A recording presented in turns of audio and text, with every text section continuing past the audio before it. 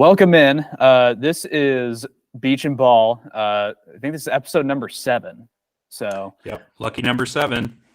that's right. We are off of our holiday hiatus. I guess we'll put it that way. Also, Perfect. I figured you'd like a nice little alliteration too. Oh yeah, no, that if you weren't going to say it, I was definitely going to say it. I had the same thing in my head. I know this is ideal. You got to take a break, just like the conference did, basically for most of that time. Yes. However, they came back a lot sooner than we did. Some of them already have 2 or 3 conference games under their belts. One thing I noticed, so UC Davis started off the year really hot and then kind of backed off. They're starting off conference play really hot. They're 3-0 in the conference. Oh, we're gonna get to this in a little bit, but Cal State Northridge is hot. Good. They are good. Yeah, I was not expecting them to beat Long Beach State, but they did. You might want to take a flyer on for those of you who like to be financially involved. Cal State Northridge is going to be you get some good value on them to win the conference. Yes. So do we want to go straight into the stories, because there's only a few games I really wanted to talk about over the break since we've last done this. Sure. Story number 1, and I think this is most important for this show. We finally beat Portland, number 1. Let's go. So, and you know who it took? Hawaii. That's who it took to beat Portland finally. Yeah. We had to bring in help from not the mainland. We had to bring the Pacific Fleet in to destroy Portland. Yeah, we had to have like the Sanford Fruit Company come to take out Portland. So Portland scored 56. Hawaii scored 69. Nice. That was in the Hawaiian Islands Diamond Head Classic. I know that was on your calendar at the beginning of the year. Yeah. That seems like a lot. Where does the Diamond Head come from? I have no idea. I wonder if it sounds like more of a baseball thing. You would think so. I mean, Hawaiian Airlines, okay, I get that. I actually did watch some of the Diamond Head Classic because I needed something to do over my break. So I was like watching a lot of this because it was held like at Hawaii's home arena. Nice. Yeah, so at least what happened is I just wanted to highlight at least a couple big guys who got us over the line against Portland. Matthew Cotton had 15 points, 6 rebounds. Bernardo da Silva, 14 and 11. Which those two are at least the big guys, especially Bernardo da Silva, because he'll come in here a little bit later for when we do our team of the week. Perfect. A couple other guys I wanted to shout out to. Noel Coleman had 14, and Jovan McClanahan had 8 and 7. Also learned that he was also the tournament MVP last year. Wow. Which also pretty impressive. Which is kind of funny because like they've done this tournament apparently or since 2009. He's the only time they've been the MVP. So yeah, so in Hawaii, that's the only time they've been the MVP at their own tournament. Excellent. There's a first for everything. I'm also just looking at the records for all this. Most of them are like 1 and 2, 2 and 1, and then Hawaii is 19 and 19. Jeez. And not surprisingly, Hawaii has been in it every single year. Yeah. How are you going to be 500 at your own game at your own tournament? Well, you see, unlike a lot of these other teams, Hawaii is actually trying to punch up in weight class. Hawaii won the tournament last year. Oh, did they? Nice. They won it in 2022. They didn't have it in 2020, and they didn't have it in 2020. I wonder why. And And apparently, and in 2021, the championship final got canceled because of COVID issues. And Vanderbilt got awarded the championship by forfeit, I guess. By forfeit. Incredible. So you want to learn the key to beating Portland. Apparently, Portland had 17 turnovers in the game. Wow, 17 turnovers. So lesson of the day: if you want to beat Portland, to make them commit 15 turnovers or more. Yeah, that's crazy. We got some pickpockets on Hawaii's team, making them stealing the ball, making them turn it over. So at least from what I saw, the biggest like turning point in that game was they went on like a 16-5 run that spanned the first and second halves of the games of that game, I should say. First half, Hawaii started off strong. They went 18 for 29, and 6 of those were free for threes. Jeez, that's hot. And then the largest lead at one point was 16. Obviously, Hawaii ended up winning by 13. And apparently, okay, so the key to beating Portland is Hawaii, apparently, because Hawaii has won 5 straight against them. There we go. That's our secret weapon. Who would have guessed the Big Island is the one to take down Portland? It's all those pineapples, I think. Yeah. Macadamia nuts will do wonders for the body. And I assume the Diamond Head Classic has always just been at Hawaii's gym, I guess. I don't know where else they would do it. Yeah, I don't think they have. Well, I could be wrong. I don't think they have another arena that's big enough to really hold stuff there. Well, they have the only other one that's it's not really even that big is where that Chaminade plays for the whatever it is. Is that the Maui Invitational or something like that? Yeah. Which is even still, it's a pretty big deal. We finally the bad man is gone. We'll just say that the bad man's gone. For now, we don't have to deal with them for the rest of the year unless we see them in March. Which that'll be. Hopefully, I really hope we don't have to see them in March. Or if we do, I hope they lose. If we have to see them in March, some people's brackets are going to be in the trash because that is not a matchup I think anybody would foresee. It might be nuclear missile whale play against Portland. Do you have anything else on that game that you would want to talk about? Or no, I'm just happy we got over that hump.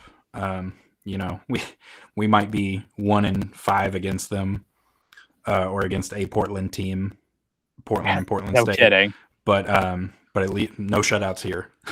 Yeah, no one beats the Big West 6 times in a row from one city. Right. Yeah.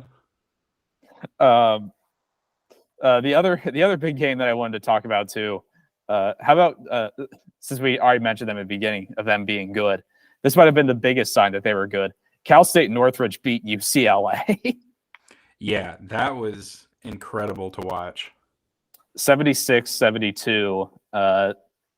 I learned this going into that game. UCLA had a 29-game home winning streak. So that was at Poly Pavilion. Not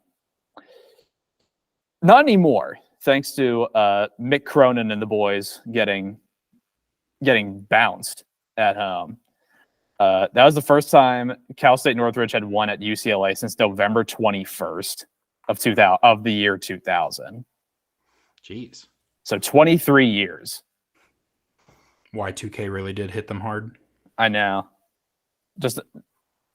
I guess that's UCLA wanted Y2K to happen. Otherwise, they wouldn't have experienced that. Yeah. Man, it makes me feel old because I'm like, oh yeah, 2000. That wasn't that long ago. It's 24 years ago. We were 5 years old, for the record. Yep, that's crazy. I'm always curious to see who was on that 2000 UCLA basketball team. If there was anybody any good. Right.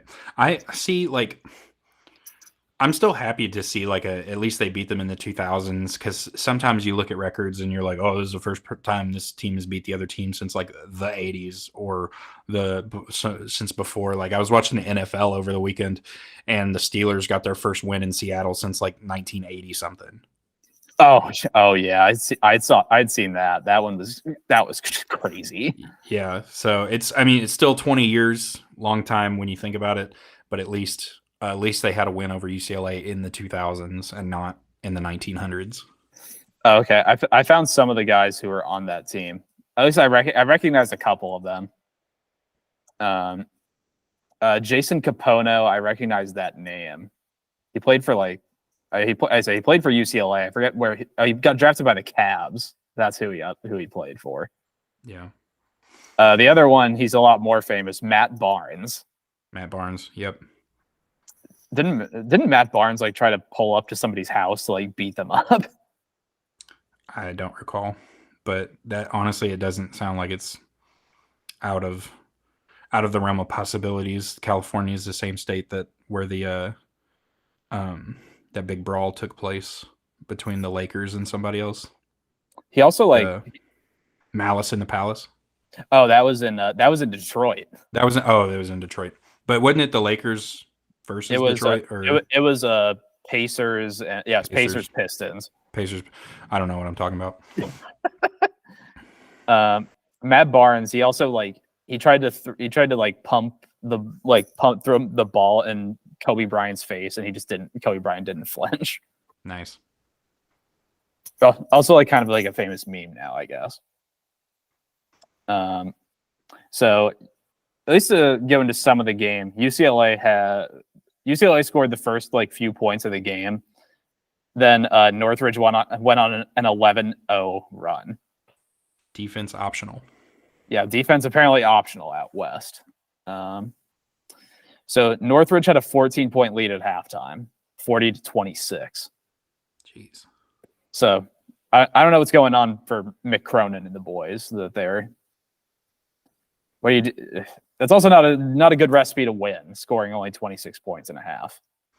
No, I'd like to see the numbers on their turnovers too. Unless you're Virginia, then 26 is an offensive explosion. Right. So the largest lead of the game was 19.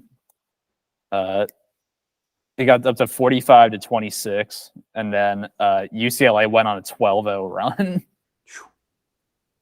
But in the end, Cal State Northridge held on, finished 46.6% from the field, about 30% from three. Not too bad. We got to get that 3-point number up though. Yeah, that's really crazy. I'm so glad that they held it down the line though, because it's so you're up big at halftime. Yeah, you're up by 19. It's hard to give up a 12-0 run and then battle back. And credit to UCLA for doing that too. They gave up an 11-0 run and still managed to make it a game at the end. So credit to both teams. Very glad that Northridge came out on top and had the gas in the tank left to finish out the game. So it's kind of surprising because UCLA, of the two big schools pretty much around Los Angeles, UCLA is the basketball school. Yep. Especially because they have all the stars. They have Kareem and all those guys. Mm-hmm. But the other big thing, the place where you make your money, 74% from the free throw line as a team. Which, if you want to win games, that's where you win them, is at the free throw line. Yep. Also wanted to highlight three big guys going into this, or coming out of this. Deontay Bostic. He's pretty good, by the way, too. Yes. Yes, he is. 18 points, 7 rebounds. The next guy, it's going to be hard for him to probably not win Conference Player of the Year. Dennis Allen Eikens, 17 points, 4 rebounds, especially because I feel like always those like conference player of the years basically just go to the best player on the team with the best record. Mm-hmm. And then one other guy I wanted to highlight coming off the bench, Mahmoud Fofana. Great name too. 13, a double coming off the bench. Still played like 30 minutes, but a good showing. Well, that being said, non-conference play is done. Yep. We've seen the talent in other conferences. We've gotten tired of it, and now they just want to fight each other. And I love it. I love conference play across all conferences, and I'm excited to see how it turns out for this one.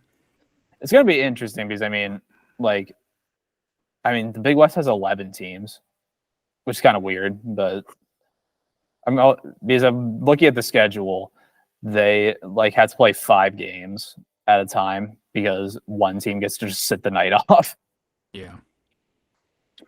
Were there any other games that you wanted to talk about right away from the non-conference? Not from non-conference. I think most of everything my eyes are toward is all conference play. There's one. We'll get to it later in the show, but there's a game coming up that I'm excited about. I can't wait to watch, and that one game that's already happened, Northridge versus Long Beach State. Both of those teams came in heavy hitters, and Northridge came out on top. I think that may have been. Let me double check. That way, I'm not giving the wrong stats. I think that was Long Beach State's only. I believe it is their only conference loss. Their only conference loss so far. So, big win by Northridge. It's not a UCLA, but it's another team that's a top dog in the conference. And to be the best, you got to beat the best, right? Absolutely. And speaking of that, might as well get to the fact that conference play has started. And also with that, now the conference standings aren't based off of record anymore. They're based off of, or overall record. They're based off of conference record now. Mm-hmm. So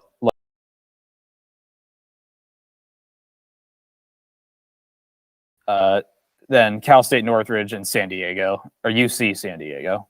We don't talk about that other San Diego that's in wherever else it is. They are both 2-0.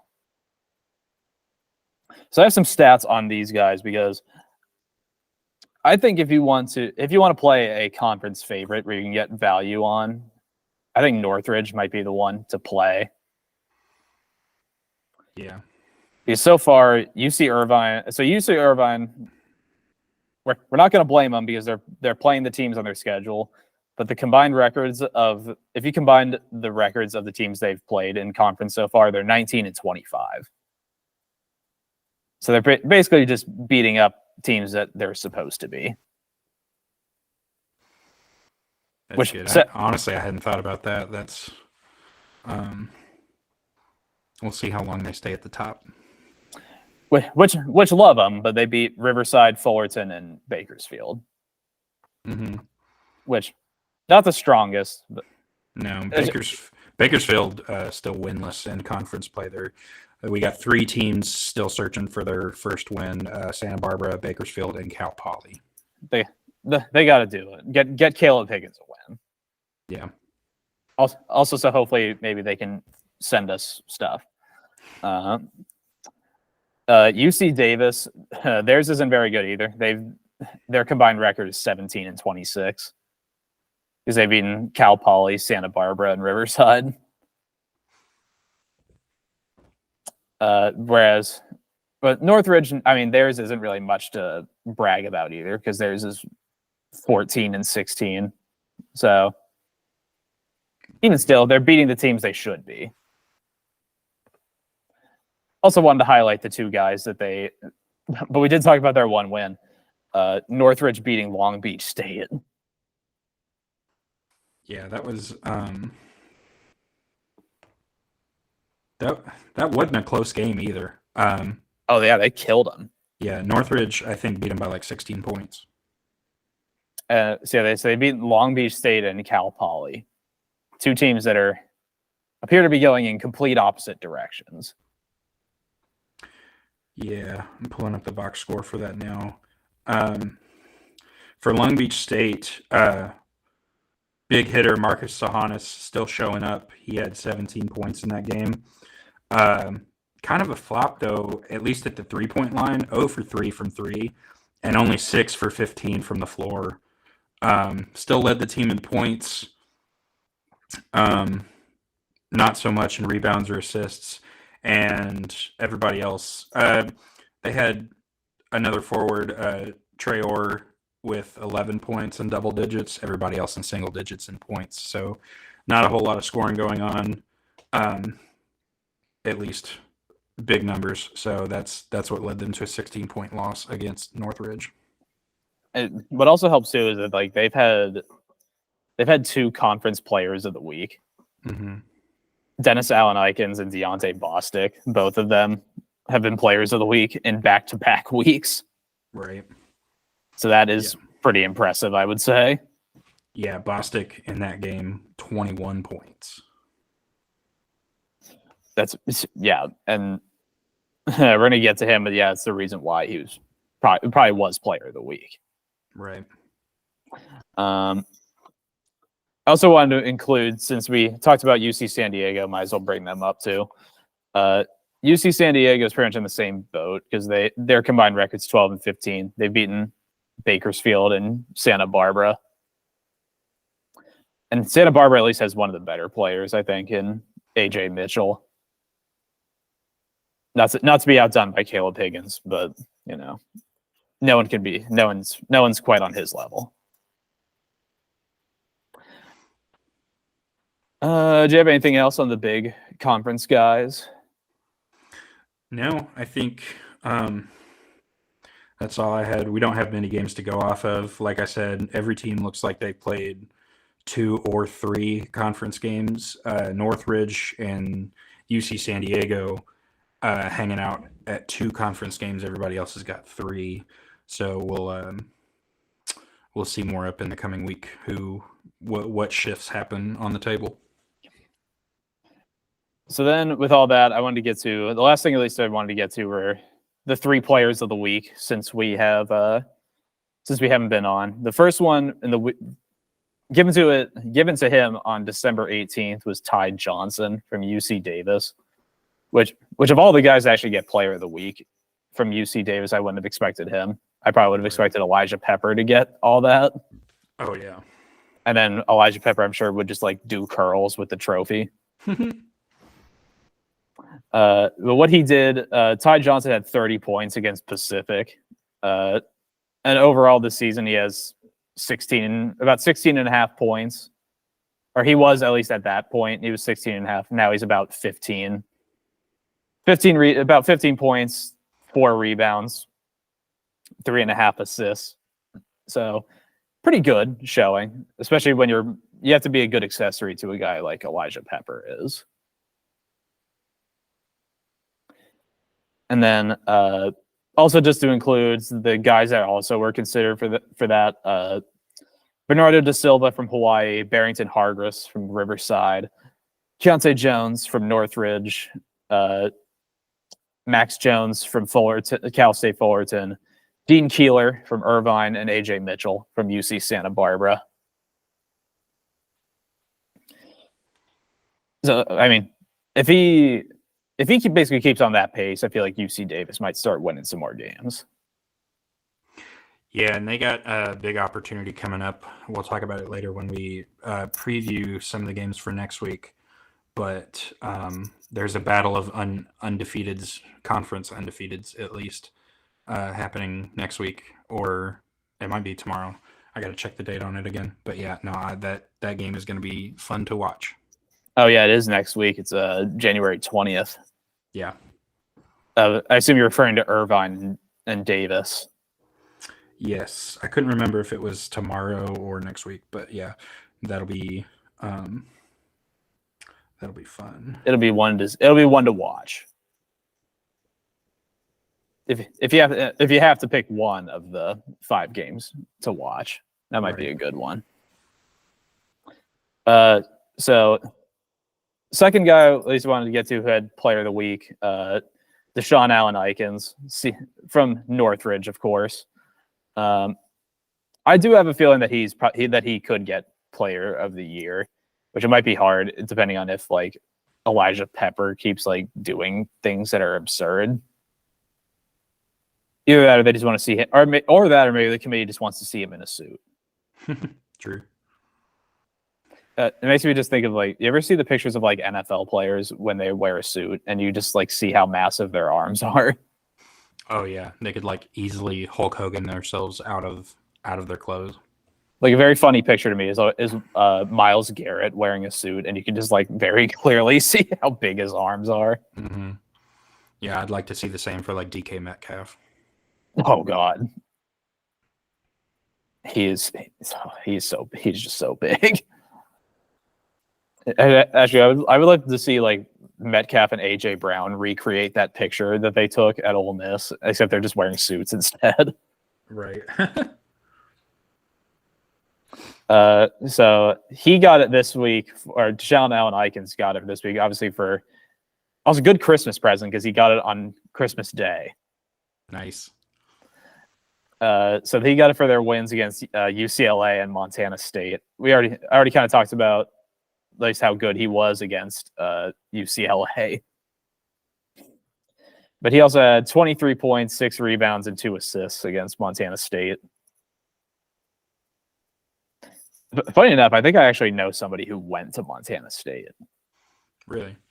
Yeah, I don't know why this person went there at all, but of all the places to go, I don't know how they ended up at Montana State.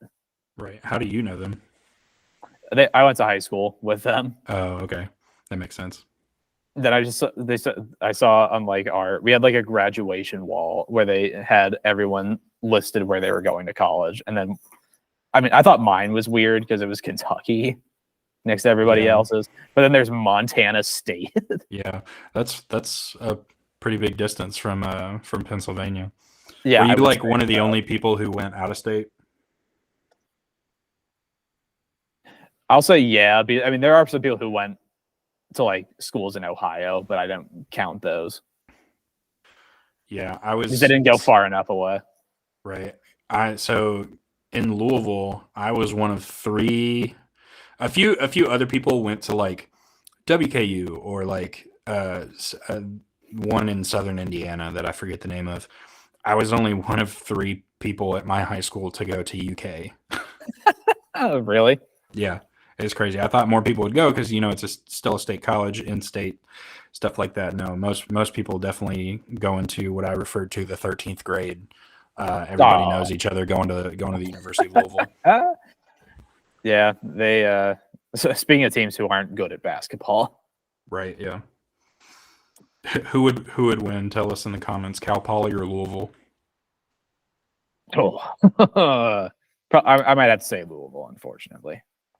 Yeah, I think they'd make it close though. Where's the game being played? That's the real question. Oh, yeah. Is it being played at that place? What was the name of that tournament that was near Cal Poly? It's like the Ball Dogs. No, it wasn't the Ball Dogs. It was a Vegas crazier. It was like a dopier name than that. Ball Dogs is a really good name. Oh, are you talking about the Lancer Joust? Yes, the Lancer Joust. I'm pretty sure that was in Minnesota. Oh, that's disappointing. Yeah, I thought they played somewhere. Oh yeah, that was the Lancer Joust. Yeah, no, neutral court. I still think Louisville takes it, but not an easy game for them. It might be another overtime thriller. Was that the game where I had to look up the attendance again because I knew it was something really low. Do you remember what the attendance was to the Cal Poly St. Thomas game? It was like less than 90 people, wasn't it? Or less than it was 141 people. Oh God. Like I almost want to talk to one of those people. Yeah, like did you just have nothing else to do that day? Like why were you there? Did you have a kid there? Were you financially involved? Yeah. Did you pay for the ticket or did they give it to you? Like, were the scalpers outside like, please take these? Yeah, these are really just burning a hole in my pocket here. Yeah. By the way, Dennis, whatever his Deshaun Allen Ikens, whatever his name is, he shot 74% from the field. Wow. That's what the kids like to call good. Also about 20 points a game. That was like second best in the league. Not bad. And also for the record, yeah, his name is Deshaun. I am saying it right. So Okay. sorry. So sorry to Deshaun Allen Ikens if you're watching this and I've been saying your name wrong. Other guys, I was looking at this. There were like 1 million people that were up for Player of the Week that week too. Justin Hahn from UC Irvine, Jaden Jones from Long Beach State, Max Jones from Fullerton, Tyler McGee, UC San Diego, Elijah Pepper, UC Davis, Josh Pierre-Louis from UC Santa Barbara, Nate Pickens, UC Riverside, Kobe Sanders, Cal Poly, and last but certainly not least, Caleb Higgins from Cal State Bakersfield. Thank you very much. And then one last guy to get to, might as well get to the other Northridge guy. He is currently the reigning Player of the Week, Deontay Bostic. Yeah. No, he had a wonderful game in the last one that they played. Oh, is that the one again? Oh, who was that against? So he averaged 21.5 points, 4 rebounds, and 2.5 steals in their games. Oh, Long Beach State was the really good one. Then he had 22 against Cal Poly for the record. Oh, wow. So there's where the half point came in, I guess. 21 rebounds, 21 point. That'd be great if he had 21 rebounds. 21 points, 5 rebounds, 4 assists, and 3 steals against Long Beach State. Is it possible that Northridge is the team that represents the Big West? That's the way it's looking right now. Like, I know technically on the table they're sitting at like 3. I think UCI and UC Davis is ahead of them because both of them I think have one more game under their belt. But yeah, no, I think we'll see how it shakes out. We could, UC Davis started the season 3-0, and I thought they were going to be extra hot, and they quickly cooled off. So we'll see how it shakes out. But I think Northridge is going to do great things, especially in the playoffs or the conference tournament at least. The conference tournament still, for some reason, in Henderson, Nevada. At the what is it? The like Dollar Loan Arena or something like that? Arena, yep. Yeah, we'll talk more about that. It is a really nice like arena, a venue though. Mm-hmm. Yeah, they have box seats. That's for how small it was. I did not think that they were going to have box seats. Which I'm just looking at it again. Yeah, it is. It's just really nice. Then the other guys who were up for it this year: DJ Bruton from Cal State Fullerton, Pierre Cockrell from Irvine, AJ Mitchell again from UC Santa Barbara. He's another one that might be up for Conference Player of the Year too. Yeah.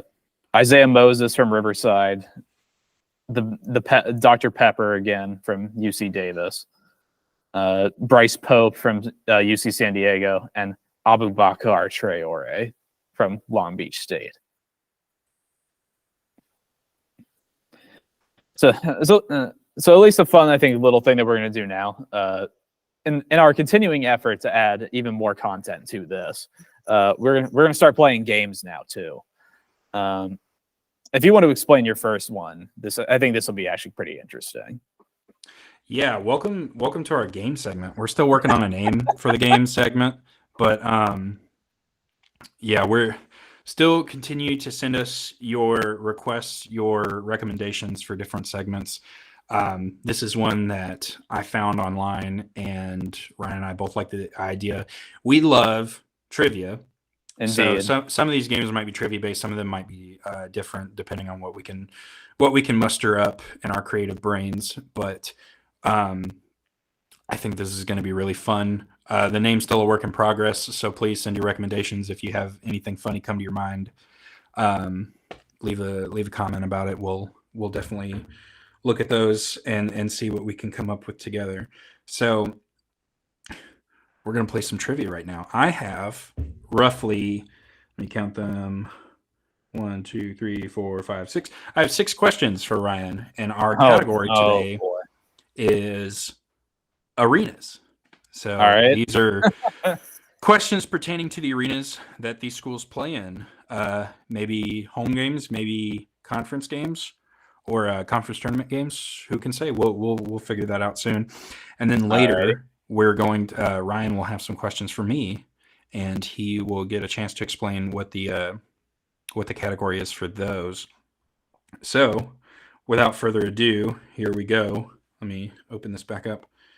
First question.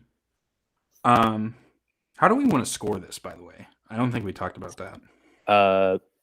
I guess I can write it down or something like that. Okay, yeah. Like just 1-for-1 points. Yeah. Whoever's got the most points wins. You get a pat on the back. We'll figure out a better like reward punishment system for this later. Like we said, this is very much a work in progress, and we're excited for it. We were so excited that we didn't talk about scoring at all. We were just like, I got to come up with these questions. And in doing research, these questions are for Ryan, but I was the one doing the research about some of this stuff, and I learned a whole lot about these arenas, and I think they're really cool. So here we go. Question number 1. Playing at the, I hope I'm saying this right, Icardo Center, what California State University plays on a predominantly blue court? Oh, okay, that's my guys. They follow us on social media. Their Ticket Center and funny enough, their ticket office follows us on Instagram. I believe that would be the Cal State Bakersfield Roadrunners. Final answer. That is correct. Yes. First question for our first followers. Shout out to them. Yeah, I thought it was super cool. So like a lot of the Cal State teams have the same color scheme, or the UC. Let's see, it's Cal State Bakersfield. Some of the UC ones also have the same color scheme. It's the blue and the gold, similar to that of Cal or UCLA. And so I thought I'd throw you off there with a little bit because a lot of teams have blue, but Bakersfield has a blue court, and the paint, like where you take free throws from, that is like the tannin color. Yeah. Like a normal court, but everywhere else is blue. And I love it. I love different colored courts, football fields, you name it. I don't care if this is controversial or not. I love Boise State's blue field. I love it all. And I thought it was really cool that Bakersfield plays on a the other one I thought you were going to give me for a second was was Fullerton. Because Fullerton has like the big orange palm trees on the middle of the court. Yeah. Let me do something real quick.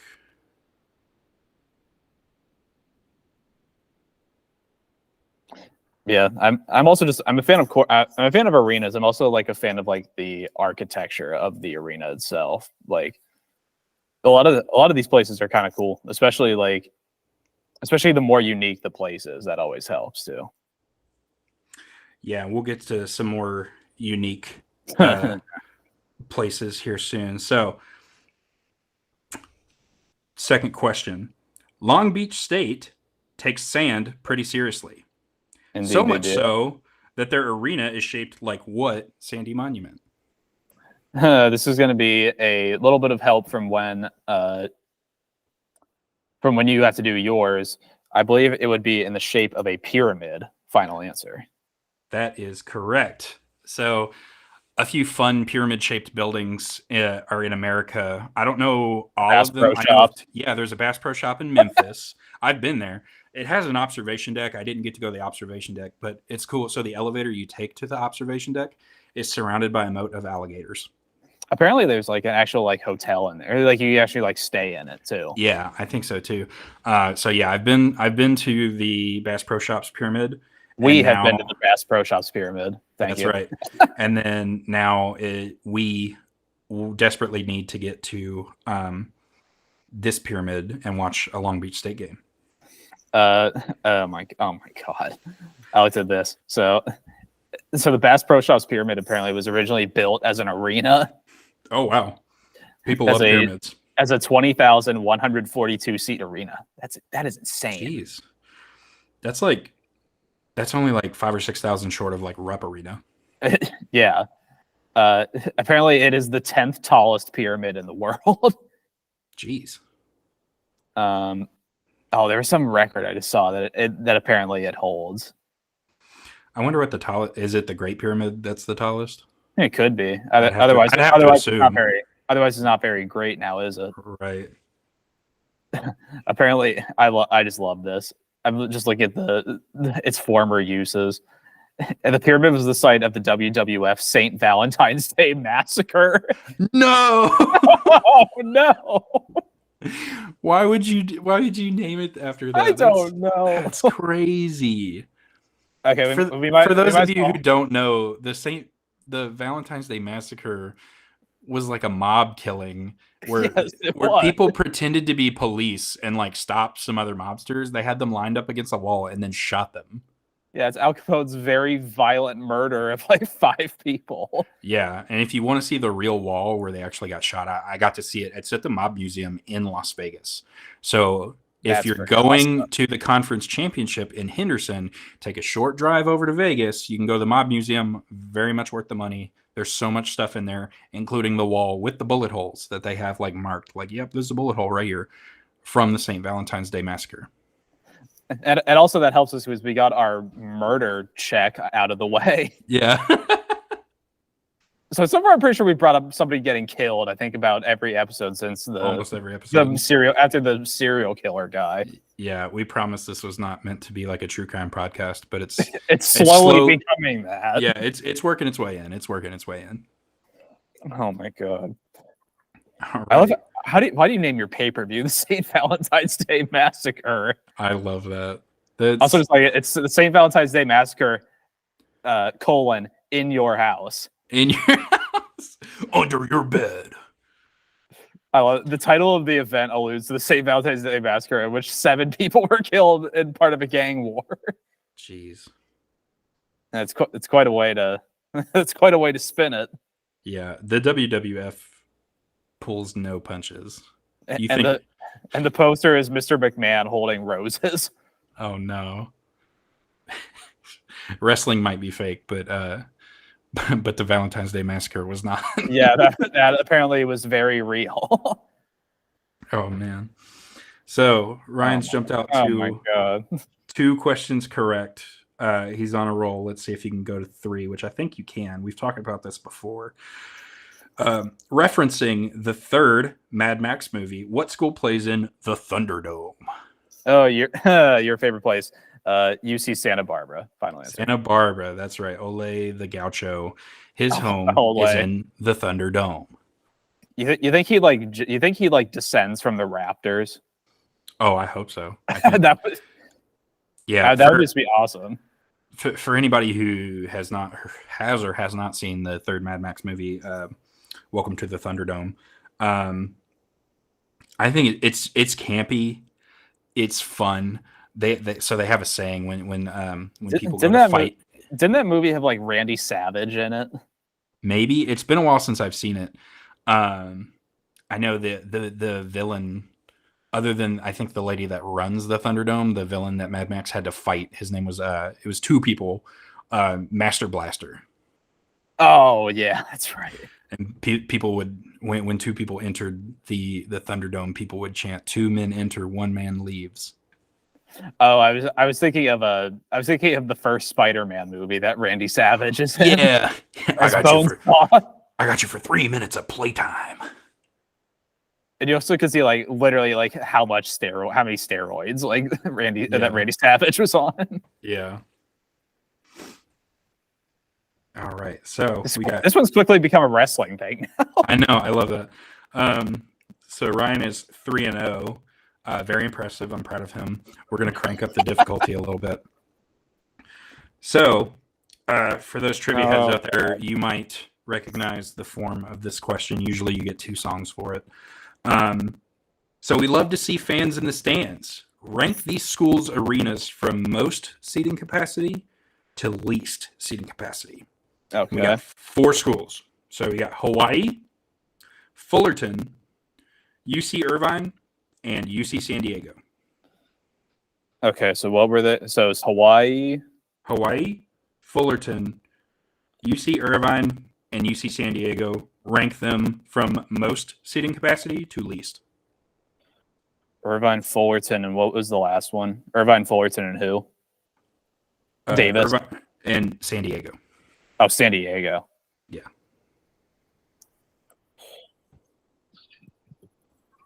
Okay, I'm gonna go. Hawaii is 1. UC Davis, or UC Davis. UC San Diego is 2. Irvine 3. Fullerton 4. Final answer. Final answer?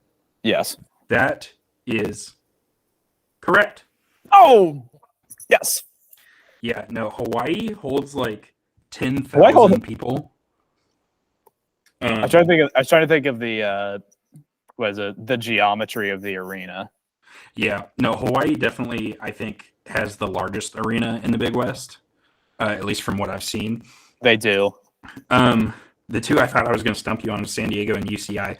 So they only are separated by like 40 seats. One is like, oh, jeez. Yeah, one is like 5,000. I think San Diego is like 5,000 on the dot, and UCI is like 4,960 something. And then Fullerton is 4,000 even. Fullerton, there's a few gyms that are 4,000 even, and I thought that was pretty small. Semantics, they might say.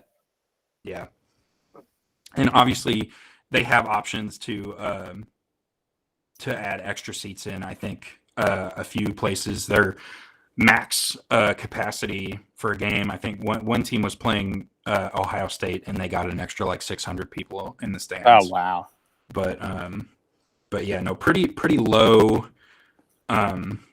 capacities for what I'm used to. So in the state of Kentucky, I've been to Rupp Arena, which is the largest basketball-specific stadium. Syracuse has us beat because they use their dome. Doesn't count as far as I'm concerned. So just for basketball-specific, Rupp Arena is the largest, and I'm pretty sure the second largest is the Yum Center. Although I don't. In Louisville. Although for Syracuse's sake, I'm not going to say anything because I don't want their old coach running me down. If you know what I'm saying. Yeah, so I think it's cool that Syracuse gets to play football in the dome too, but yeah, it's kind of a cop out and a cheat to just shut off half the dome and play basketball in there too. Oh, by the way, one other thing on the St. Valentine's Day Massacre WWE event. Yeah, that was also apparently the debut of the Big Show. Really? Yeah, it says that in the opening of the. It was a Big Show, that's for sure. I love Big Show. It was a young Big Show too, because he still had like long hair. What was his signature move? It was something like basic, like the. It's like a knockout punch. Something like that. I thought it was like a suplex or something weird, like something that it took a big, strong man to do. He also choke slammed people too. Yeah, choke slams were fun. That was. I don't know. I was always a Rock fan growing up watching wrestling, and it's hard for me to decide what my favorite finisher was. People's elbow is one of the most electrifying moves in sports. It is the most electrifying move, is what they say. Yeah, but I always had a soft spot for the opener. A lot of times, The Rock would open the People's Elbow with something called the Rock Bottom, which was basically a choke slam. I love the Rock Bottom. Yeah, if you start with the rock bottom, and that gets them on their backs in the middle of the ring, and then if you're lucky enough, if you're quick enough, you can go right into the people's elbow. Hell yeah. All right, so Ryan's doing a lot better at this than I thought he would be. I didn't think I would get that one right. I was expecting that Yeah, one to be wrong. sorry if that was like a little intentionally hard, but like No, you did that's good.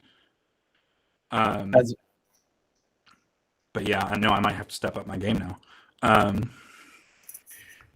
The fifth question we have. So this one, Ryan and I care about a lot because we played intramural sports when we were in college. Oh god. So are you interested in intramural sports? What college allows the students to play intramural sports on the same floor as their men's and women's basketball teams in something called the SRC? It is the Student Recreation Center Arena.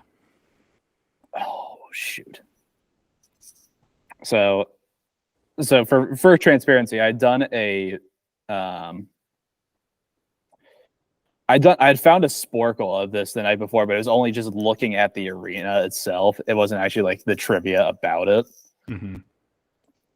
I'm gonna say the student, what is it, the student like resource center or whatever it is. Yes, the SRC. I will go. Oh shoot. I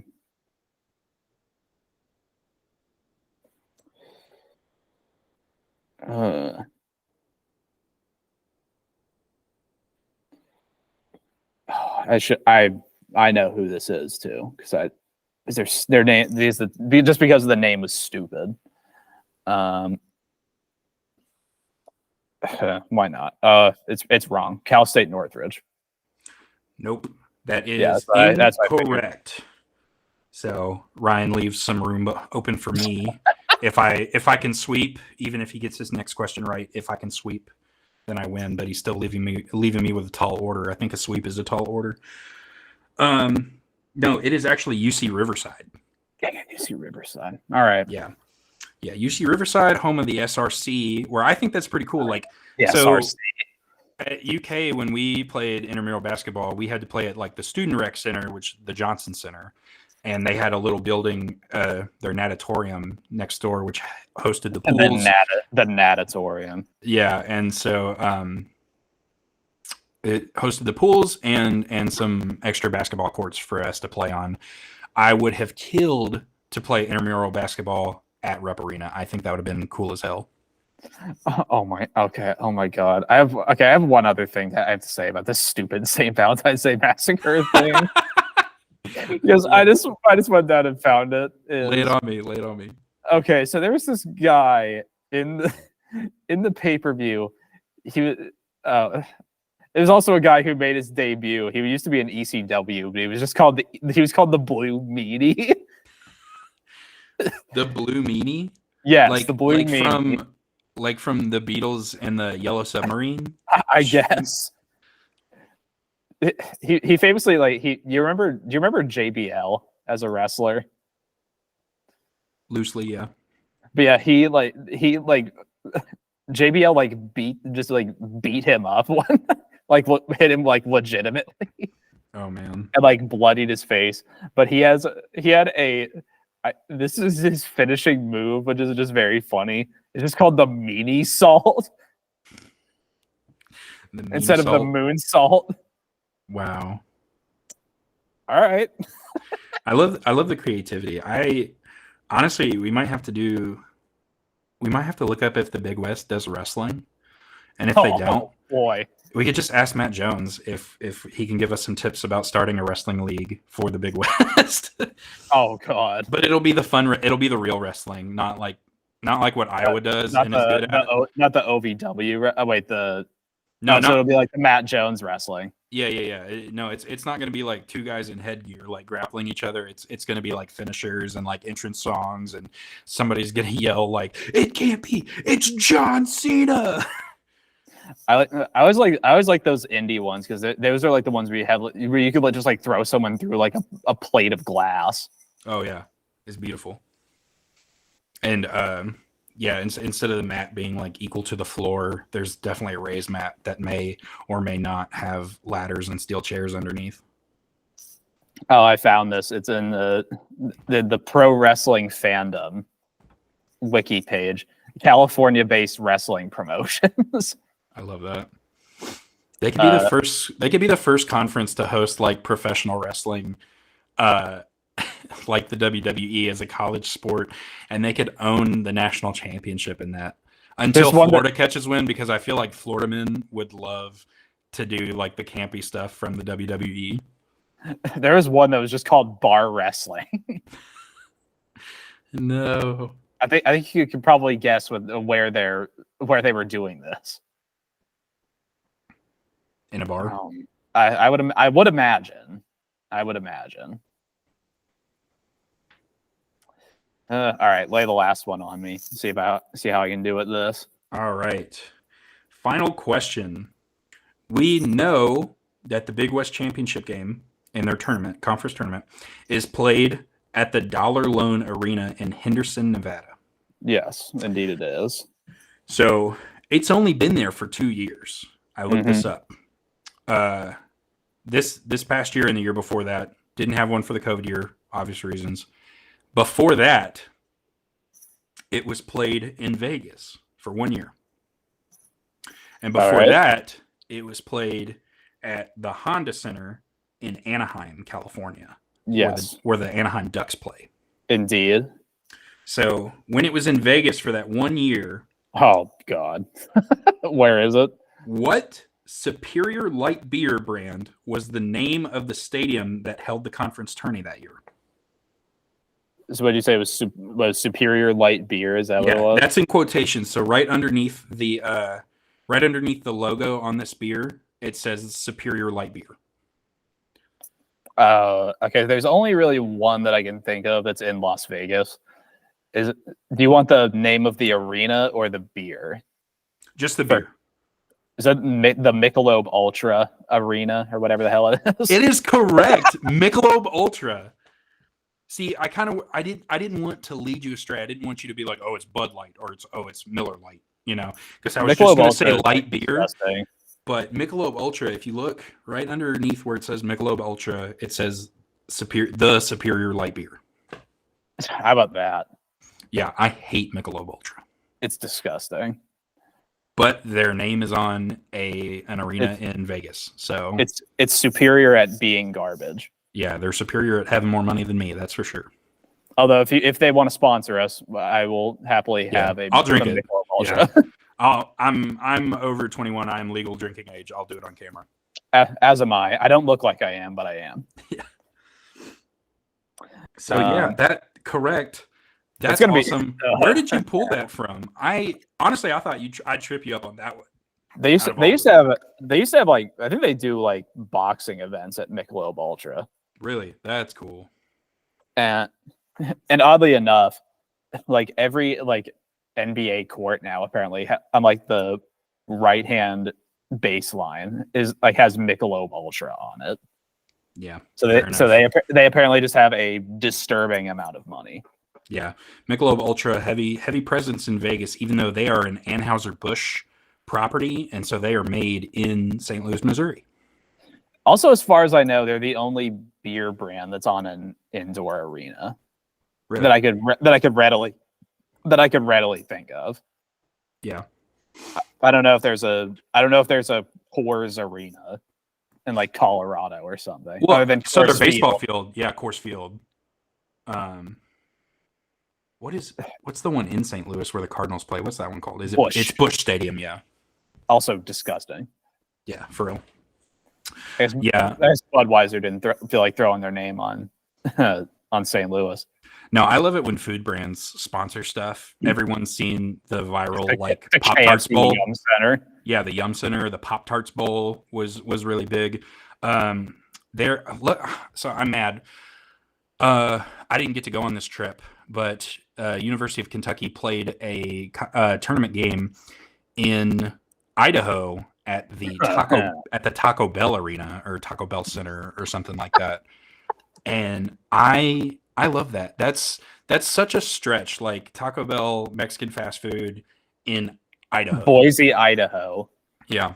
And that we can argue that's a small time arena, but even big time arenas have funny food names, like where the Detroit Red Wings play, and I think Oh, Little Caesars. yeah, Little Caesars. I think the Pistons might play there too, but They yeah, do. Little Caesars in Hockey Town. Most of the, I think Little Caesars is like based in Detroit. Is it for real? I think it is. I think that's the reason why it's called the Little Caesars Arena. That's funny because they didn't start doing Detroit style pizza, but now that you say it, it kind of makes sense because they do Detroit style pizza now. Oh, let me find it. The Little Caesars Arena is funny because it used to have like all red seats, and now they don't. And now they don't anymore. Probably because it would have been like painfully obvious to see if somebody wasn't in a seat. Right. Yeah. Shout out Detroit style pizza. That's one of my favorites because of the edges and the cheese. Yeah, it's good. It's good. Oh, let me find this. It sits like a brick though. Like I can eat almost like I'm a big guy. So like if I get a New York style pizza, I'm eating almost the whole thing. If I get a Detroit style pizza, I'm tapping out after like 2 slices because that stuff sits like a brick. Do you know how to do the right fold with the New York style? Oh yeah, or like right down the middle. Oh, where is it? Little Caesars. Yeah, it's based in Detroit, Michigan. Wow. You learn something new every day. That's like I don't know if it's headquarters is in Texas, but funny enough, Texas Roadhouse, I think one of their, if not the headquarters, is in Louisville, Kentucky. How about that? I still think it's funny that Louisville's name is just the KFC Yum Center.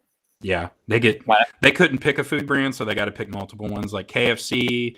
They didn't want to go with they couldn't go with the Papa John's Center. He's problem disavow. I think A&W is a Yum product too, or property. Let's see, Yum Brands. I saw those ones that like they're always at like rest stops too. Yeah, that they're all like together. So let's see, I see KFC, I see Pizza Hut. Taco Bell is a Yum brand. Oh wow, I didn't know that. Yum previously owned Long John Silver's. And A&W. Long John Silver's, the first one, it's closed now. I think they tore it down, sadly enough. But the very first Long John Silver's was in Lexington, Kentucky. I'm convinced that like Long John Silver's is like a drug front. Yeah, probably. Because I never see anybody there. And I also probably it's probably like busy when no one's watching too. Perfect. And they always stay open regardless of everything else around it. They always somehow are open. Right. It convinces me that they are laundering money through Long John Silver's. Yeah, I got to look up. That'll be my screenplay. Thank you. I don't think any Big West basketball arenas are named after food. They aren't. They all have like regular names. Regular names like the student recreational center, or a few of them are named after like banks or credit unions. Well, like UC Davis is like the whatever credit union arena or something or center. Might just be like the Davis Credit Union or something. I might have that pulled up actually.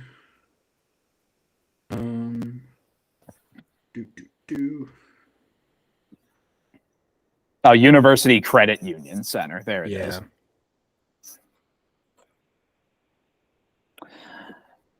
So that was game number 1. Yeah, that was fun. You did a very good job, and like I said earlier, I have got a tall order. If I want to win, I have to sweep or tie, but I don't know what happens in a tie. I didn't prepare a tiebreaker question, so everybody's happy. We'll put it that way. Yeah, no, well, it's very good. Ryan definitely acing it, pulling out. I know my arenas. Yeah, the capacity stuff was a great pull, and the Michelob Ultra. Yeah. It was fun. Yeah, the Michelob Ultra one, I think I did know that one before. Really? Or at least I knew that it existed. Yeah, it was only there for a year. Don't ask me why. Or I just knew that beer arena existed somewhere. Yeah, maybe there were scheduling conflicts and Michelob Ultra couldn't host them anymore, and that's why they had to move to Henderson to the Dollar Loan Arena. Before that, like I said, it was at the Honda Center in Anaheim, and before that, it was at the I don't know how new the Honda Center is, because before that it was at the like Anaheim Convention Center. Oh So I my don't God. know if like the Ducks used to play at the Convention Center and then got the Honda Center, but yeah. So the Big West tournament was held in Anaheim, California for the longest time, and now it is in the state of Nevada.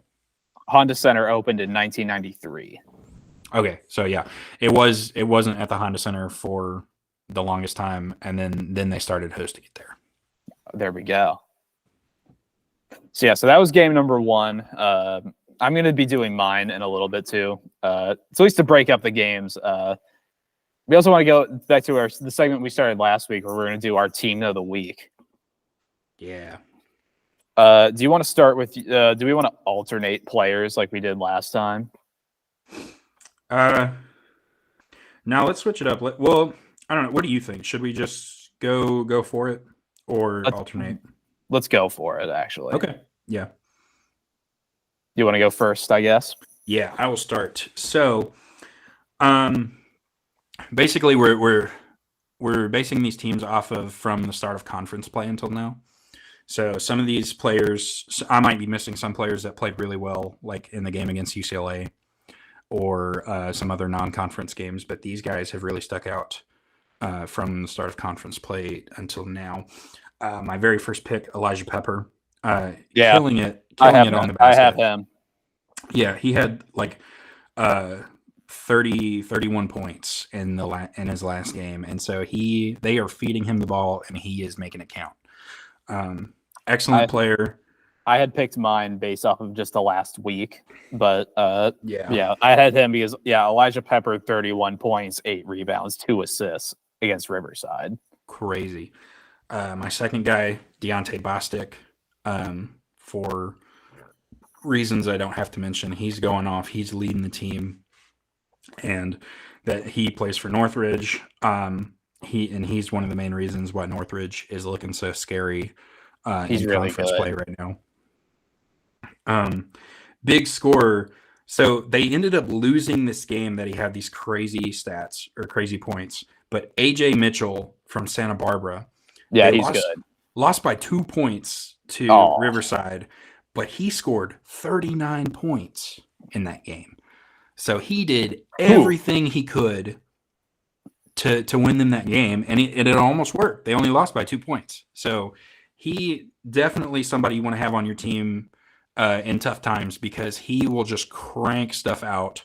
And as of right now, or as of that last game at least, he's cranking it out and it was going in. Pause.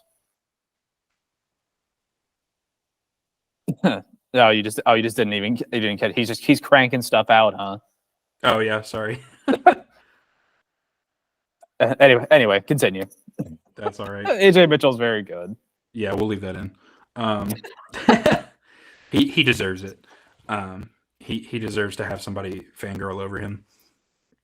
But yeah, no, he's shooting the ball very well, and it's paying off. Oh yeah. My fourth guy, forward Devin Tillis, from Irvine. He's not got a lot of points, but he is shooting the ball well and making it count when he does. So get this. He's a forward. He was 1 for 1 from 3. So he's perfect from 3, and he's very selective from his shots. He only took 1 shot, but he made it. So at least he's making it count. That's right. He's not just throwing up a prayer. And he was 2 for 3 from the field. So he only missed 1 shot, at least from the field. And so he very selective with his shots. That's a high basketball IQ move for me, at least, letting me know that he is trying to feed the ball to his other teammates who have better shots. And then he knows when he's got the best shot and he'll take it, and it usually works out. So he was tied for first in rebounds in his last game, and at 5 rebounds, and he led in assists. So yeah, he's getting the ball, he's seeing who the open shooter is, and he's passing it. I like that. Plus, both of the guys that we looked at are juniors, so they're going to be back next year too. So yeah, I mean, scary. AJ Mitchell, if he doesn't win like player of the year this year, he's probably going to be the front runner next year. Right. And Devin Tillison, he's going to get better since he's a junior. Yeah. And then finally, I noticed him. My last guy, the center, noticed him back in the lineup. We haven't seen him in a while, or at least I haven't. I haven't seen his stats, so he's come back. I hope he feels great. I wish him the best. It's Bent Lupton. Okay. Yeah, and he's putting up some good numbers. Double digits in points in these games, and it's almost like he didn't miss a step. I like that. You had based yours entirely off of everything so far. I had only based mine on the past week. So Elijah Pepper, obviously, we had talked about him and how great he is. That doesn't require any more saying about him. I included Abubakar Traore. I think he also is up there as one of my guys. Obviously Long Beach State beat Cal Poly last night, I guess. He had 30 points, 8 rebounds, and 2 assists. Wow. Which is a nice thing that I like to try to do. I've tried to do with my team is at least have two forwards and 3 guards. This time I actually have 2 guards, a combo, and 2 forwards, which will be nice. Wow. Nice. So we might be very well equipped here.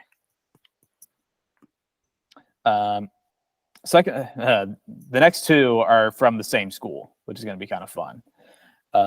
Tyler McGee who is from San Diego, which probably would have been in that game again, one of those games against AJ Mitchell. But Tyler McGee, he's my combo. He's a combo guard and forward. 25 points, 3 assists, and 3 rebounds and an assist in their win over UC Santa Barbara. Nice. Which I like. I like that. I do think my team is very well equipped to go in against anybody.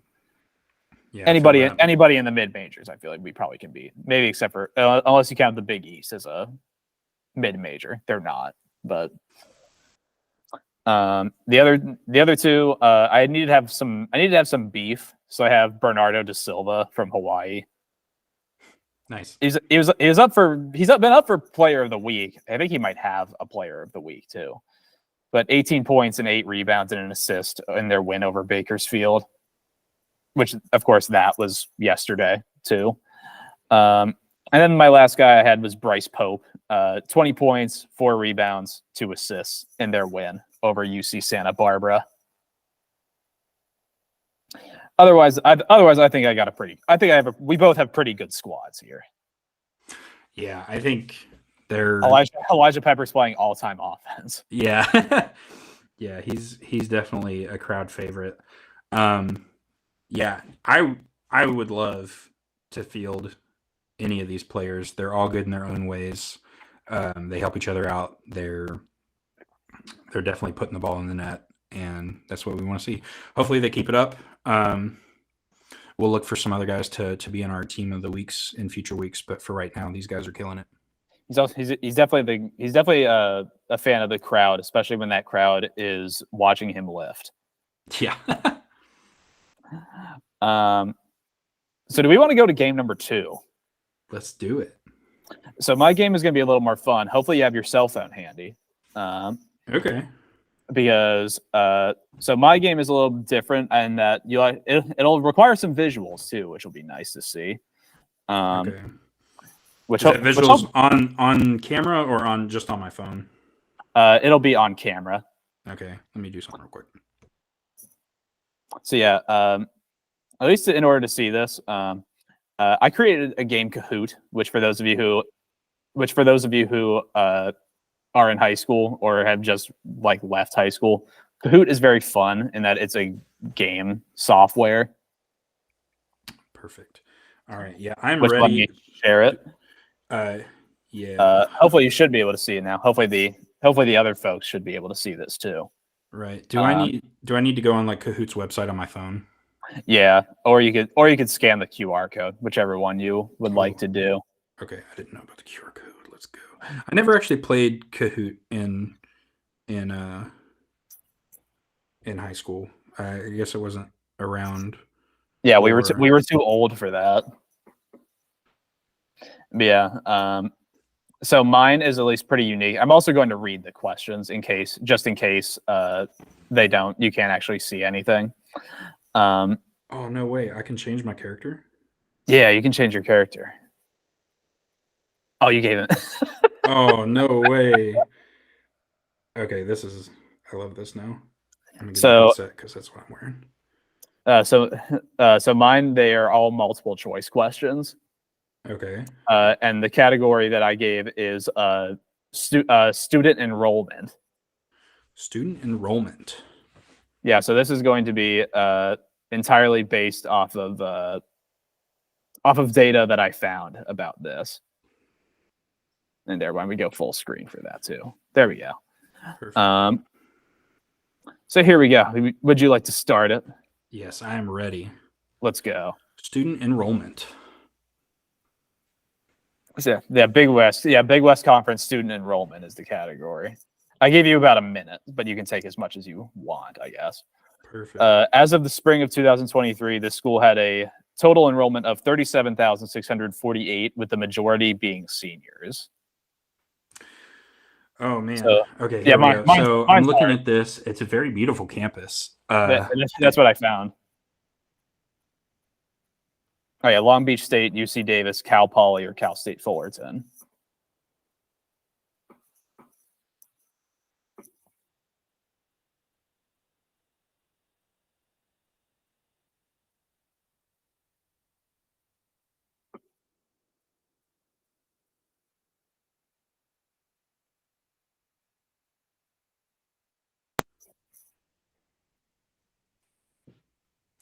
All right. I think because of the blue tennis courts, because that I don't know that number, the number's not helping me. I'm not that good. I'm gonna go with UC Davis. Oh, it's Cal. Yeah, it's Cal State Fullerton. That's a beautiful Fullerton, campus, nice. though. Yeah, look at that campus. Yeah, that's beautiful. Oh my goodness. And like in the background, like the rest of the city and the mountains and stuff. I've never been to California yet, but I cannot wait to go because the visuals, like walking home or walking to class from home or walking home from class, would just be a sight to see. Also, the other thing I learned about this, when I looked at the data, that they are a majority Hispanic. Wow. Okay. Yeah, and And the majority seniors. Wow. And the like clear majority being seniors. I guess I probably should have put it as plurality being seniors, but not that would have made a big difference. That's okay. So we got also soft fairies. I think I might have made my questions kind of hard. It's okay. That was my one give question. Let's see if I can reverse sweep and tie it up. All right, let's see number 2. Exceeding 40,000 students, this university has the largest student body in the California State University system. Okay. Also a very pretty campus. Okay. It is a very pretty campus. I think I remember this from our Meet the Schools segments that we did in previous episodes. And I pretty much already knew which one I was going to pick. And I think I'm validated because on one of the buildings I see some red. And I'm going to go with Northridge. Very good. I figured you also would get that too, because yeah, the red on there does say CSUN. Yeah, I can't really make out the letters, but the red kind of tipped me off. Why are these campuses are all just really pretty? I know. So green too. I know. I guess that's what happens when you can just live in an area that just has sun constantly. Ready for number 3? Yes. Lay it on me. Mine also has 6, as you can kind of see in the top. Sweet. This hands-on university had an enrollment of 21,655 in the fall of 2022. Perfect. Okay, so we're looking at hands-on. That's a key phrase. I think that's going to help me with this question. Very pretty. Wow, look at that mountain in the background. I know, right? Sky's beautiful. I see a football field. And that's so the Big West does not play football, but a few of these teams do play football for other conferences. Big West stopped playing football in the year 2000. And I think that's going to help me. 2 things. The hands-on reminds me of something we talked about vineyards in our Meet the Schools segment. And the football stadium is going to help me a little bit too. I could be wrong because UC Davis also plays football, and so it's kind of like a 50-50 shot. But I'm going to go with Cal Poly. It is very much is Cal Poly. If you also remember, that's also where The Bachelor went to college. Wow. Look at that sky. Yeah. No, that's amazing. Then I guess the mountain is that way. I guess the beach is the other way. Right. What was the hands-on part of the question? That was for a that was leading because part? that was for because it was an ag school. Makes I sense. guess doesn't really. Also, UC Davis was that too. But Right. oh, there we go. There's the number going up. There we are. Oh, look at the little fella. Yeah, he bounces. He's ready. I'm ready. Number 4. Oh, and look at this. The Kahoot thing is like on a beach, just like us. That's Beach and why I ball. picked it. Yeah. This school, located in a valley, is on 320 acres with a total enrollment of 19,074. Wow. Okay. So Very pretty campus again. Very pretty campus. All of these are pretty. You're definitely not going to be short on stuff to see. Wow. So there's a lot of valleys located. Most of these schools are in California. There's valleys in California. But I think there's one that sticks out to me, and it's not in California. It's the only one that's not in California. And I'm looking at the ridge line, and that reminds me of my favorite Spielberg movie, Jurassic Park, filmed in Hawaii. I'm going to go with Hawaii. Very good. Yeah. Also, that's you would have to look kind of close, but you can see the eye. Yeah, a little bit the of the green football right field. there. Yeah, honestly, I hadn't noticed that. I was too focused on the mountains, but wow, it's so tucked away too. 320 acres. That's honestly, I can't in my mind envision how big an acre is, but I know 320 is probably a lot. So to put it into perspective, the University of Austin, Texas, is famous for being called the 40 acres because it's located on 40 acres. So times that by approximately what's 4 times 8? 32. So approximately 8 times. Jeez, and you get the University of Hawaii. And you get to be in Hawaii. Yeah, even better, right? Ready for number 5? Yes. I feel like this is about to be a draw. Okay, I'm warming up here. You scared me with that first question, but I'll give it to you. Like, the numbers aren't helping me. I'm relying heavily on these pictures, so thank you for including those.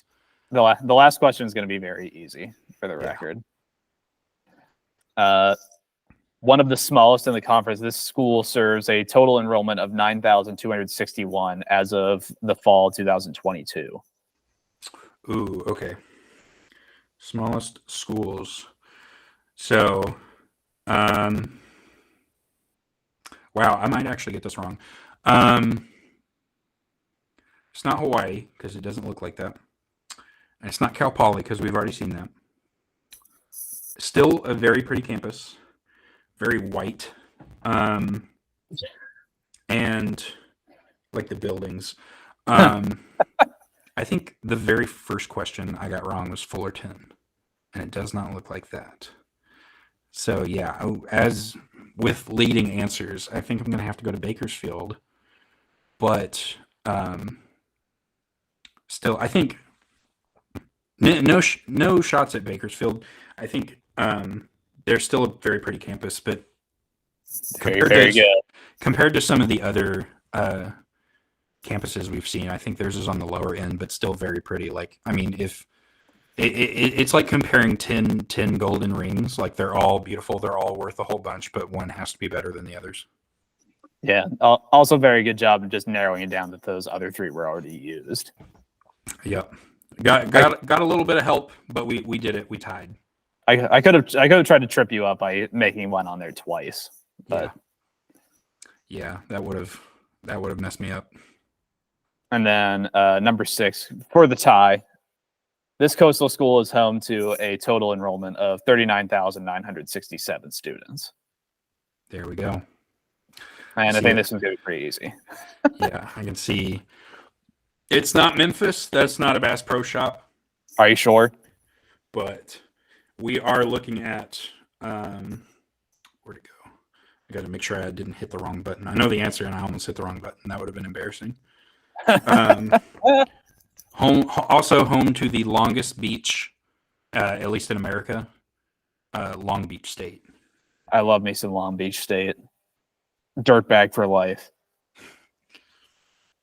Perfect. A lot of trees. They have a lot of trees going on. Look at that pyramid. Yeah, and actually no, that I might just be seeing some trees in front of that building. It looked like that orange building over to the left had like vegetation on top. It looked like it had a rooftop garden almost, but I think it's just that'd be kind of cool, blocking the view. Well, yeah. Okay. Well, now we have to see the podium just to be sure. Oh boy. Oh no! No one came in third. Oh no. That's odd. No one came in second either. Gold medal goes to my little dragon guy. Hey. There we are. Love that little happy dance. Speaking of gold medals, shout out to the United States hockey team at the Junior Worlds that just won gold today against Sweden and then fought at the end of the game. Oh yeah, I saw it. There are a lot of Swedes there. That was where it was being played. Oh well, that would make a lot of sense then, wouldn't it? Yeah, it was basically a home game for them. And they lost. Yeah, crazy statistic. I think I saw Sweden in gold medal games for the World Juniors, 2-19 in gold medal games. Did you see how the Canadian team lost? Yeah, that was crazy. That's a soft as Charmin goal. Yeah. Kudos to the Canadians though. As much of a rivalry we have with them, they were missing Connor Bedard. I think that's a big miss too. Oh, he might be. I think he's too old to be in World Juniors anymore. Is he? No, he's too busy trying to win games for the Red Wings. Anyway, not Red Wings, the Blackhawks. I also just noticed that the Team USA's jerseys just look like the New York Rangers. Yeah, it's kind of classic. I wish it would be a little bit better, but they're not going to move away from that classic look. Okay, it's World Juniors is under 20, so Connor Bedard could be under 20.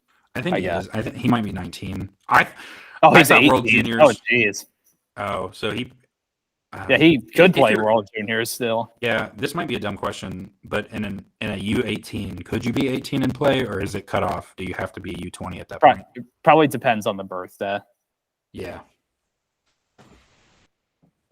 But yeah, that was because I remember when I would go see the Erie Otters, I couldn't see Connor McDavid when he was there because he was at World Juniors.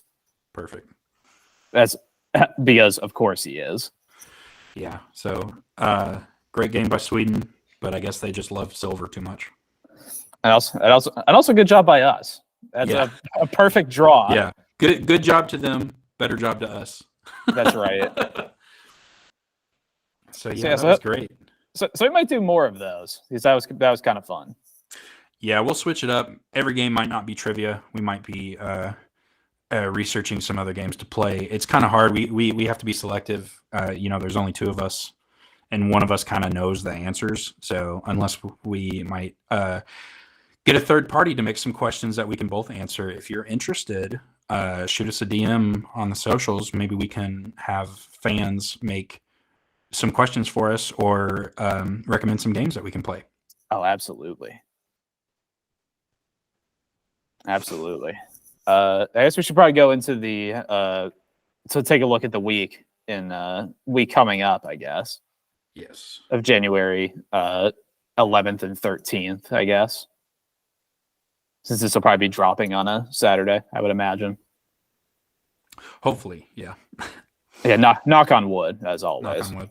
Yeah, I do have tomorrow off, so I can work on it. But sometimes life gets in the way, and I'm late on a day. So, and sometimes technology gets in the way too, which is always very possible. So, any games next week that kind of tickle your fancy? Just the ones that I mentioned earlier, the battles of the unbeatens. We're looking at our two currently. They might play a game or two in between them. I think maybe just one game. So they might not be unbeaten come that game, but it's still going to be a great game to watch because they're both good. They're not they're 3-0 for a reason. They're not scrubs. But I think I see Northridge and Davis on the 11th. That's going to be really good. Yeah, Saturday. Let's see if we got any. Okay, cool. So at least tomorrow. So the time of this recording, we're on Friday.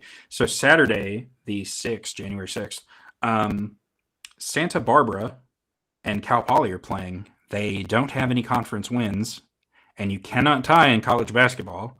So as far as we know. Yeah, well, unless something changes real quick, one of them has to win.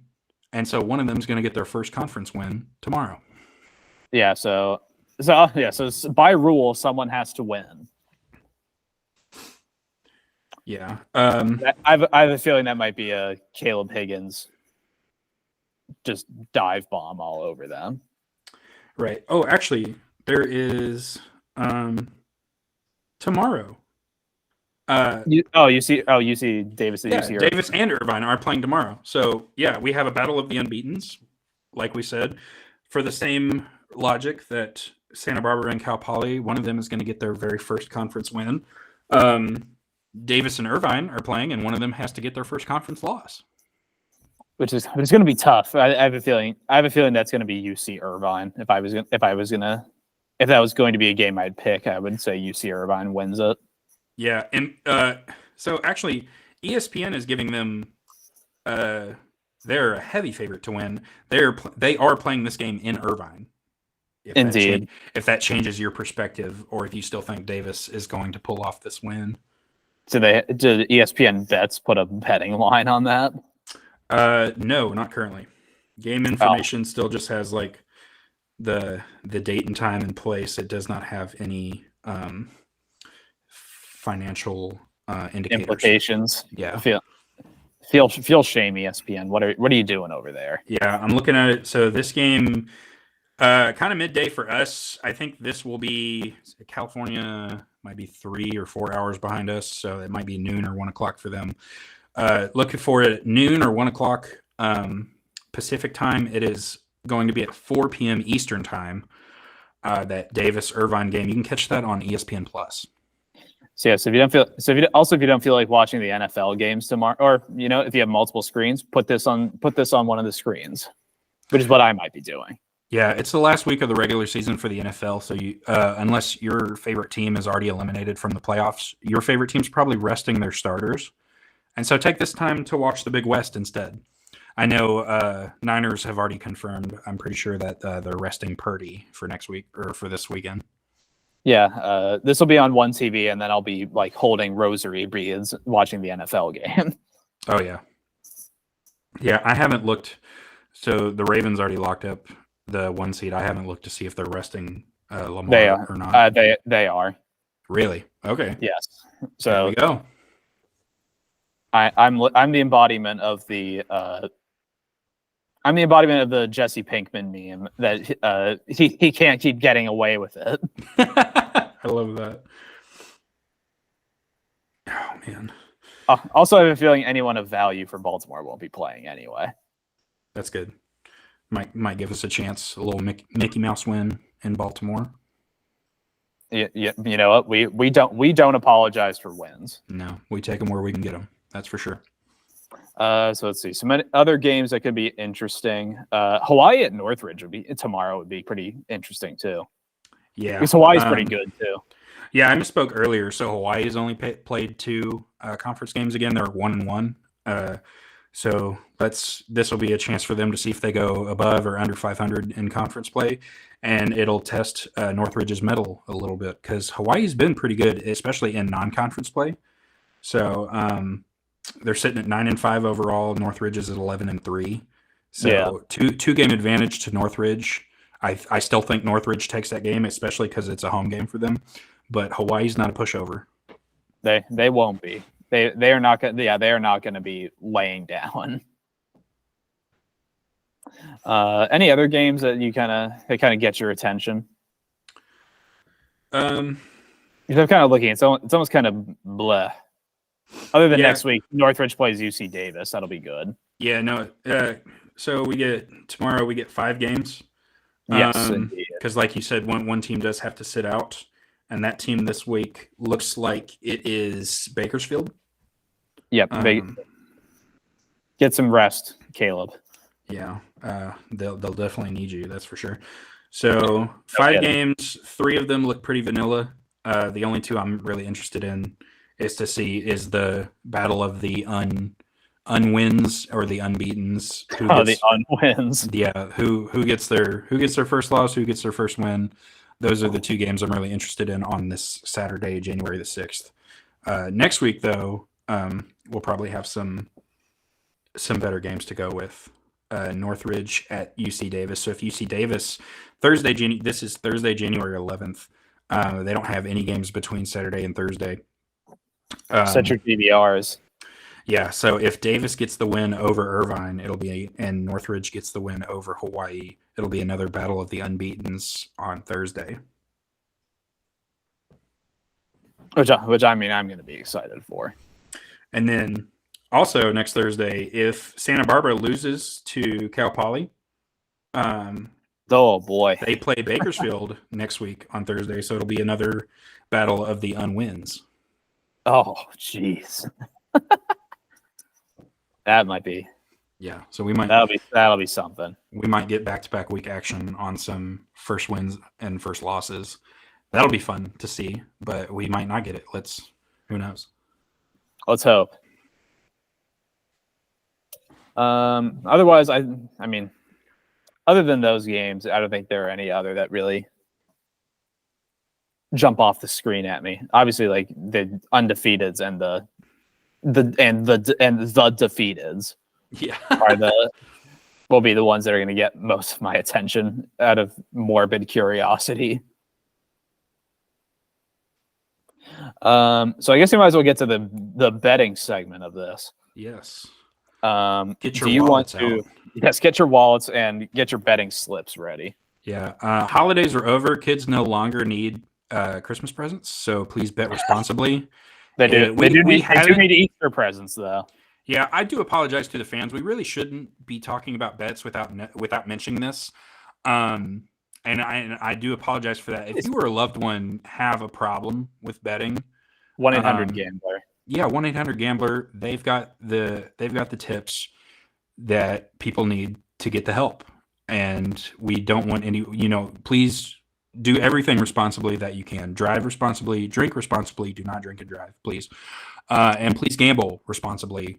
We talk about these games. You have the opportunity to place these bets or not place these bets. Sometimes we know what we're talking about, sometimes we don't. But yeah, no, we've been dropping the ball on that in the past few episodes, and I promise we won't do that anymore. If you or a loved one have a problem gambling, 1-800, please call or text 1-800-GAMBLER. Yeah. Also, if you are inclined to do that, there's also something to talk about too. No unit shaming either. Right. If someone wants to bet 25 cents, that's fine. Yep. That's what they're comfortable with. Yep. So for your the games, do you want to go first, and then I'll respond, I guess? Sure. So the first one I have. Let me see what day this is. This might be a tomorrow game. It is not. It is a Thursday game. Very nice. Thursday game. My away game pick. I'm going to take. Which I guess doesn't matter because they're all home and away now. Right. Yeah. I am definitely going to take UC Irvine on Thursday, January the 11th, over Hawaii in the Big Island. So yeah, that's an away game for them. They got to travel a long distance, but UC Irvine is good. Hawaii is also good, but I think Irvine gets the edge. I think I might have a method play, at least for mine. And you might be able to understand my method pretty easily. I'm going to take UC Riverside over, same day, I'm going to go UC Riverside over Cal Poly. UC Riverside is okay. They're 6-9. Cal Poly is not good. And UC Riverside is playing at home. So I feel like that might be an easy way to clear the way for UC Riverside to get a win. Yeah, it's a good pick. Honestly, I I had that pick too, and out of respect, I will not Speak- go with that. I'll let you have it because you got it first. Speaking of system plays, by the way, Yeah. did you see that? And betting. Did you see some guy bet on the Detroit Pistons to lose every single game? Oh no. I mean, they After lost. when they were in the middle of that losing streak, someone bet that they would never win another game this year, Wow. That okay. which might So be the stupidest bet ever placed.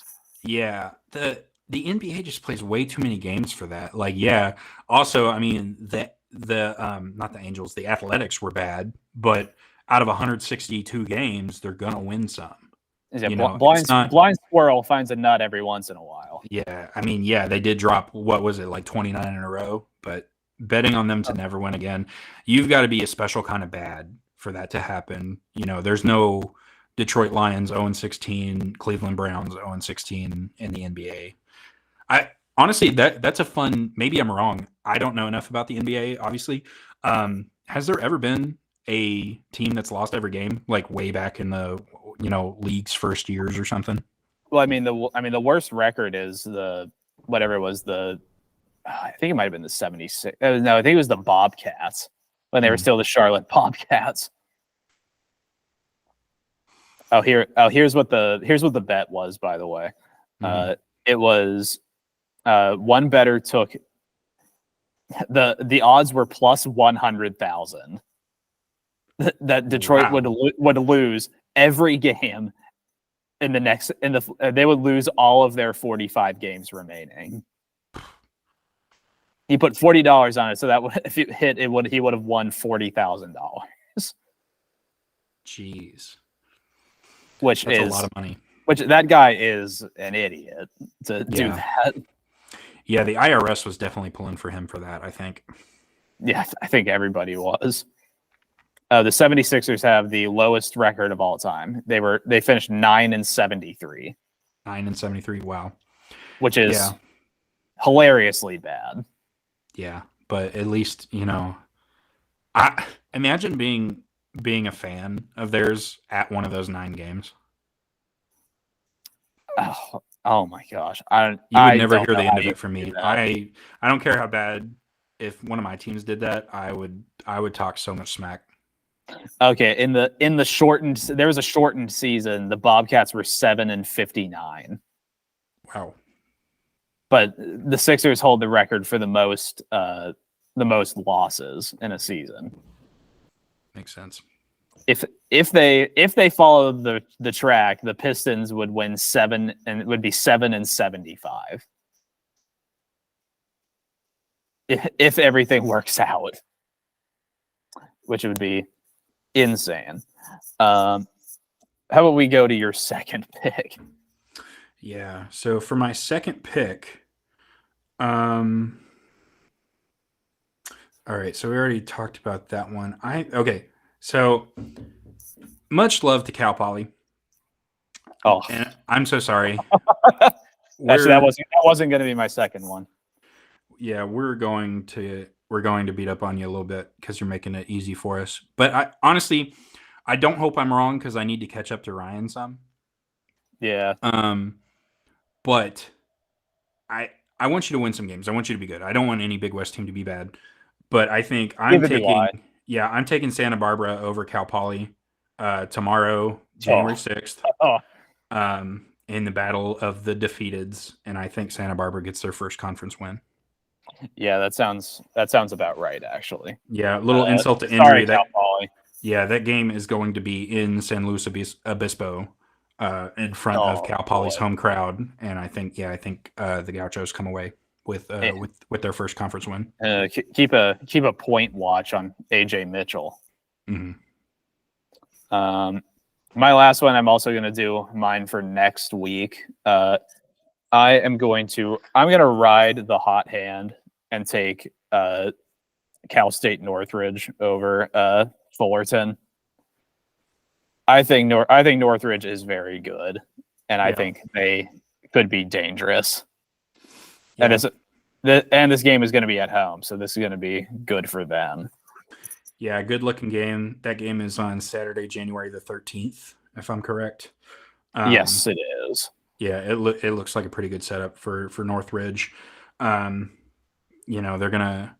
they play one or two games before then and against some good teams. So yeah, I agree with you there. I think Northridge would win that game.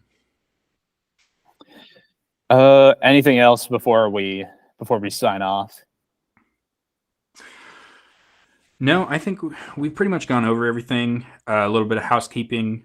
If it's not on this episode, then our very next episode the quality will be a little bit better. We're going to work on some stuff. I've been brainstorming over the holidays on our holiday hiatus, and I think I can up the quality of this production, this show, because I love it. I know Ryan loves it. We love meeting together to talk to you guys about the Big West.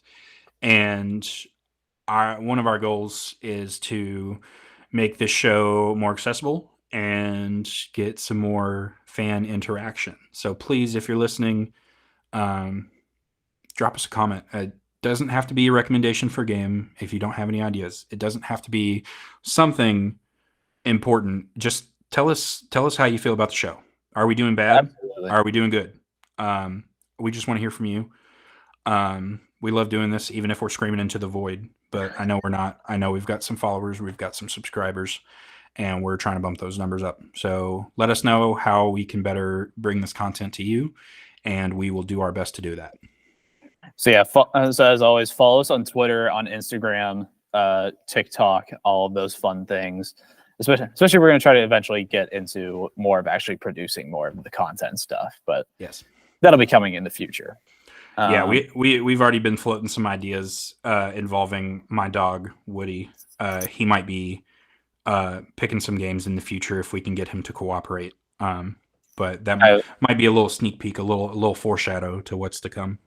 I also might have some Ole Sickos content coming eventually. Yeah. But for now, I'm Ryan. And I'm Lucas. So even though it is January, it's never a bad time to go to the beach. So enjoy the beach, enjoy the ball. So long.